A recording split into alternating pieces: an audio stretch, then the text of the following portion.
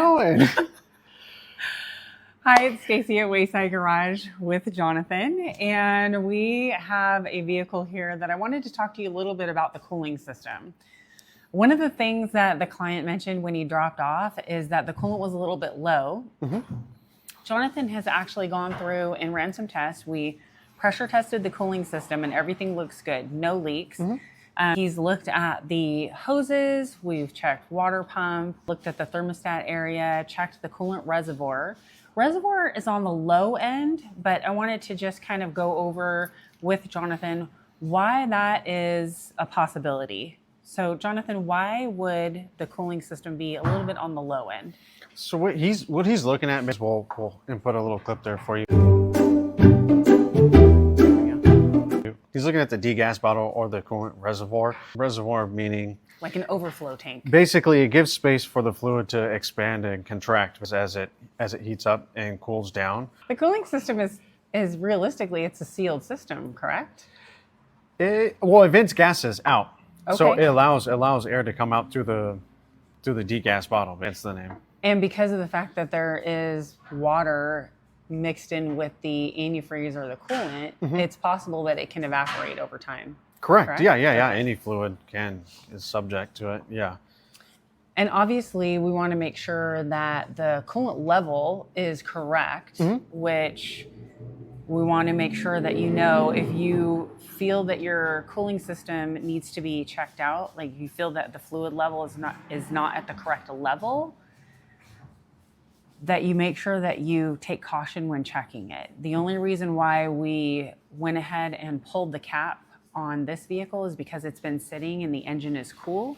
The cooling system does build up pressure. And if you were to try to pull the cap off while the engine is hot or while the cooling system is hot and under pressure, you can severely scald yourself, have third-degree burns. I mean, realistically, it's possible you could have a fatality, so not a good thing. Oh, there's a lot of built-up pressure inside there. Yeah, a lot. So if you feel that your cooling system needs to be addressed, whether it be to have the cooling system serviced, make sure that the coolant pH is correct and the freeze protection. So Jonathan, what are some of the other items that could possibly be causing the coolant level to be low? You could run into leaks. Things to look out for definitely is majority of coolant reservoirs, we'll just call them that, is they're see-through. There's going to be a level. There's going to be a minimum and a maximum level. Like I said, that's your space for contraction and expansion. A lot of the time, some of the first indications people will come across is their heater won't be working as well. True. Because it uses coolant to run through a heater core. And is there something that, besides the fact that we live in an area that you don't necessarily need your heater that often, but you can maybe hear are there noises? Too. Yeah, you could definitely hear it. What'll happen is as you accelerate, you'll hear the coolant rushing into the heater core, and it'll sound like kind of like a gurgling noise. Okay. Yeah, we get that quite often. Or weird fluid underneath your car. Coolant comes in multiple colors: red, blue, green, all those pink. It also has a little bit of a sweet smell to it, correct? Correct, yeah. So if you get out of your car and you have that sweet smell, even though you may not see it on the ground, that could be an indication that there's an issue that's going to arise, or the beginning signs of an issue. So definitely you want to make sure that you have your cooling system inspected at least every 6 months visually. I suggest having a more thorough inspection at least once a year, and flushing the cooling system every 3 years or every 30,000 miles, whichever comes first.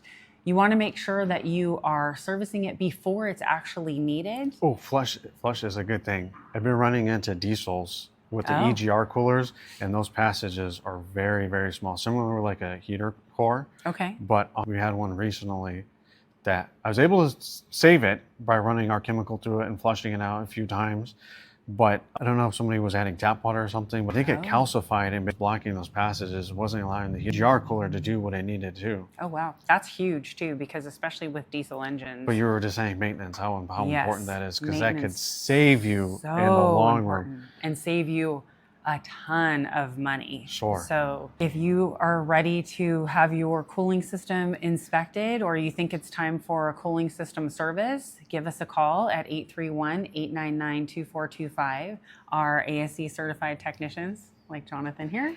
We'll make sure that we test the coolant pH, we test the freeze protection. We also look at your vehicle history in order to verify if it is in fact time, and schedule your reservation.